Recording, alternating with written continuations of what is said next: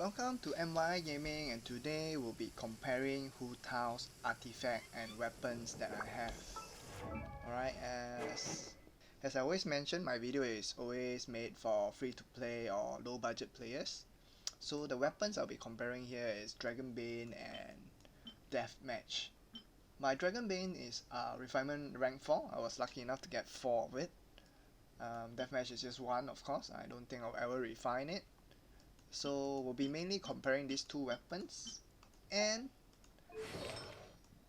the artifact set. Artifact set we'll be comparing is the 4-piece Crimson Witch and the 2+2 Wanderer plus Crimson. So the stats are really similar. 56,127 on this, and if I change it to the 4-piece,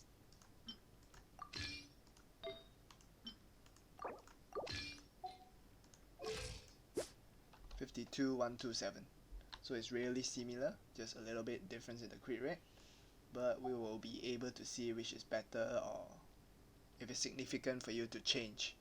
For my Hutao, it's Constellation 0 and her talent is level 666 because I do not have any more.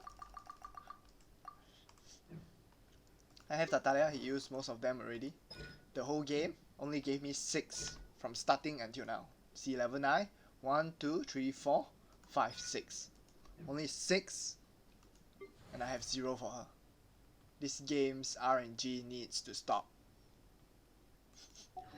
So without further ado, let's compare how the different artifact fares out and how the two weapons fare out. First we have here is the 4-piece Crimson Witch pair up with the Deathmatch. Alright. Okay, so we'll see how it fares out against the Mega Sand Slash. We'll be using Xingqiu to support because that is actually one of the best way to play her. The Vaporized Calm is really strong on her, and especially on Dragon Bane.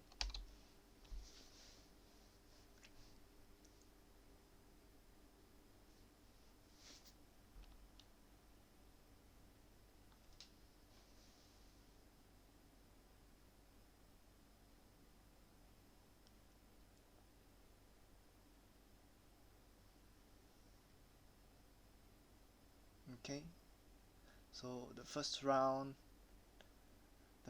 is around, I would say, 20% of health taken. Okay, we'll fast forward to the second round. Okay, this is the second take with the same weapon.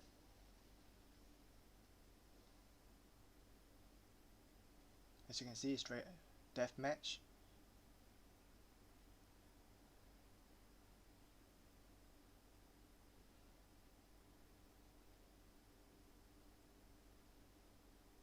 Right, this time it took around 25% of his health. And we'll skip forward to the third. Alright, this is the third round. We'll just skip forward all the way.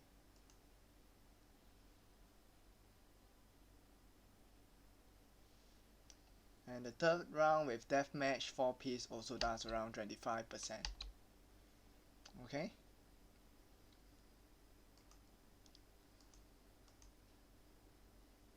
Then we switch to the, over here we switch to the Dragon's Bane. Switch the artifact to crit rate, hit piece.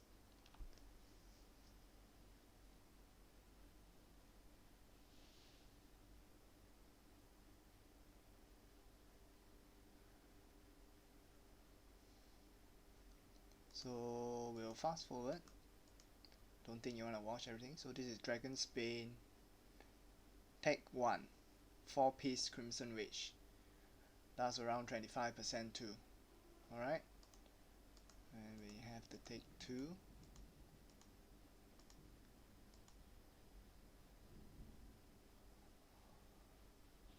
Also around 25%. So the conclusion is that both weapons give out really similar damage, but your Dragon's Bane have to have high refinement for it to be able to match up the Deathmatch. So if you are low budget and you are able to afford the Battle Pass, The Deathmatch is the obvious choice because you can just pick it up easily, whereas the Dragon's Bane R4, R5, it's really hard to get because it's from the gacha. Okay, next we'll be comparing the 2+2 piece with the Deathmatch. We'll be switching to the Deathmatch here. Okay, so let's go. So the first try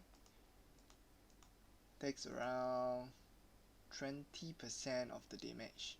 Okay, we'll skip. I don't think you want to watch everything over again, how I charge my ultimate and all. So this is the second try. It's around 20-ish damage too.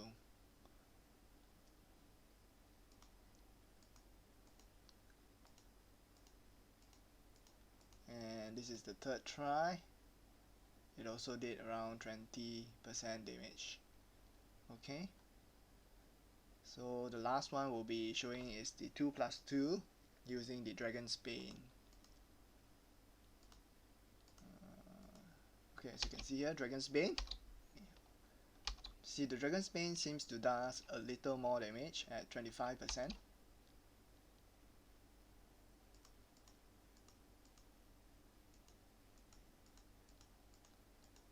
And this is the second take. Also does around 25%. Maybe even slightly more towards the 30%. And the last take, 25%.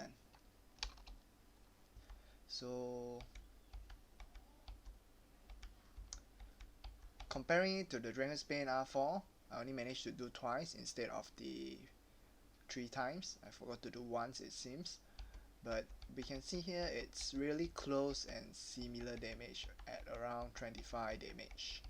So for you to get a Dragon's Bane to match with the Dragon Match, it requires high refinement. Without it, Deathmatch seems to be clearly better. Alright, and when we compare the Deathmatch with 2+2 piece, obviously we can see here it drops by around 5% damage, doing only 20% to the Mega Sand Slash. Alright, so but for the Dragon's Bane R4, 2+2 piece actually does 25% damage. As you can see here, it's slightly stronger. So the final thoughts from this is the 4 piece and the 2+2, it's very similar actually, because 4 piece give extra elemental reaction damage, which is similar to 80 elementary mastery given by the 2 piece Wanderer. But of course 4 piece has the 7.5 extra pyro damage, which give it a slight edge over the 2+2. But if you're using Dragon's Bane, which gives you a lot of elementary mastery, it seems to stack well together, giving similar output to the 4 piece damage. 2+2 does not match well with the Deathmatch, but sometimes you just can't farm the 4 piece. So if your substats is way better for the 2+2, go ahead and use it. But if your substats is really similar, of course the 4 piece will be better. So overall, I'd say for low budget players, Deathmatch is obviously the best here because it's not easy to get high refinement on your Dragon's Bane.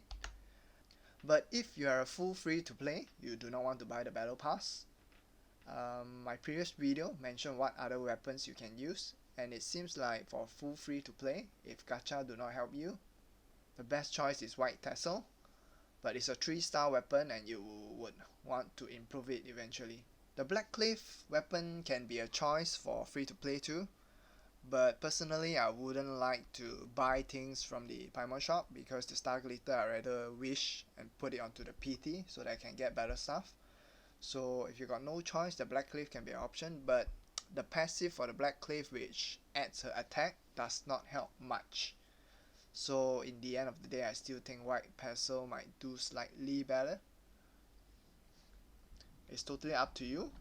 Both of them I think will be good if you're free to play. But if you are low budget and you're willing to buy the battle pass, this is what I'm pointing towards here. The Deathmatch 4-piece Crimson is definitely your choice. Alright, next we'll be talking about the team comp. I believe most people know that Xingqiu is like the compulsory team comp with Hu Tao because they work really well together. She attacks really fast for his blades to activate, and Vaporize works really well together. Alright, that's why you have to use the Crimson Witch 4-piece or the 2+2 Wanderer, because both involves elemental reaction.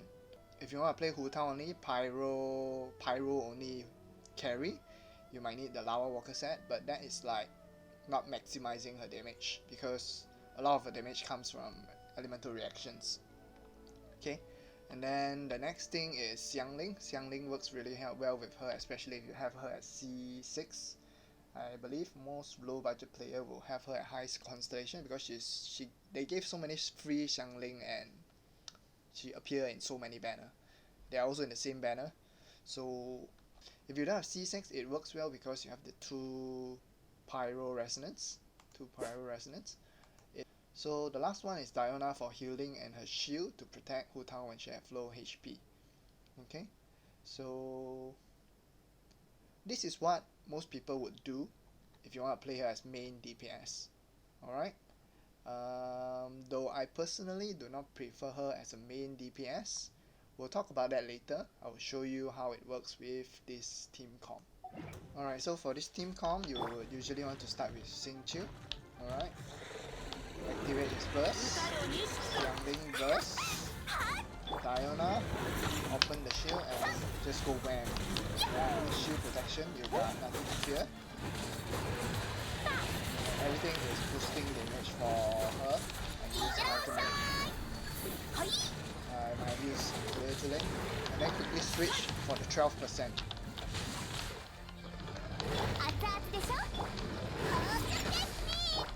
Switch back to her again and rinse and repeat.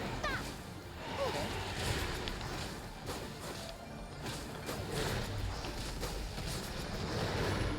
Alright, so that's how you want to use Hu Tao if you are using her as the main DPS. Though, as per mentioned just now, I personally do not like using her as the only carry because of her downtime. Her downtime gives 12% crit rate to her teammate. That's why I save Xingqiu's E and Xiangling's E for during her downtime to benefit from the 12% crit rate that is given by Hu Tao. But I don't think that's efficient enough because 12% crit rate is rather important stats. If you hear what people usually say on your substats for artifact, always look for crit rate. Why? Because crit rate is always number 1 priority. Such number 1 priority stats, you want to use it on another DPS. That's where I bring Chao in. Alright, so they both have downtime, and I feel they complement each other so well because of that.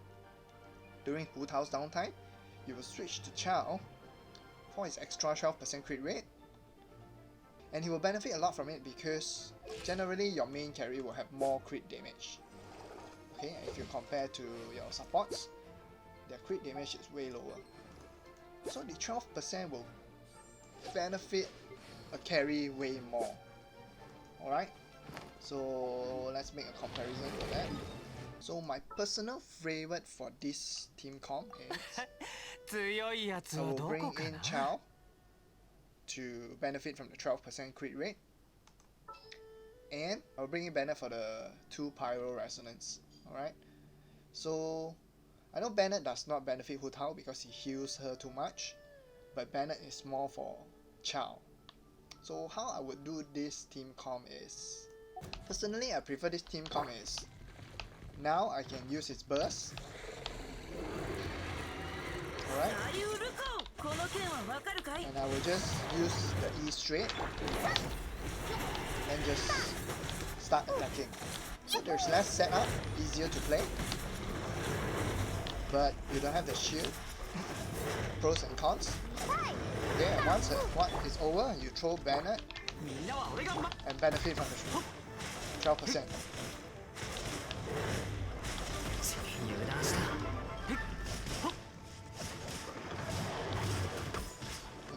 and you switch back.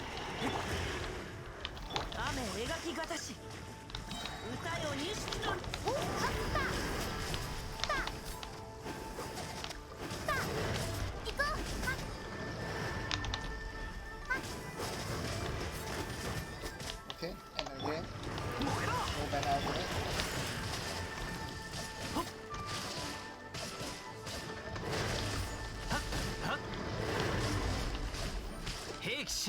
Alright, so by using this team comp, I feel there is no downtime. Alright, and your carry can benefit a lot from the 12% crit rate, which is what always people say the most important stats. So why would you give such an important stats to your support's elemental skill instead of benefiting a full 8 second or maybe 6 second, because you need to cast Banet's burst on a carry that works well with Hu Tao. I know most people do not have Chow, so my point is, it's not only Chow that will benefit from this 12%. A lot of other carry can benefit from this 12%. Alright, you can put another burst carry, something like Mona, or you can just put simply like Ningguang to just benefit from the 12%, or even Noel to benefit from the 12%. All this is DPS that does damage, and the 12% crit rate helps even more damage for them. Instead of using her as a main carry and just use support for the downtime. I know, of course, she's very strong, you can definitely use her as a main carry, but for me, once again, the 12% crit rate is important and it benefits a carry way more than a support. So that's my opinion on team comps, and also earlier we talked about the artifact and weapons. So hopefully this guide will help you decide better how to play Hu Tao, and thank you for watching.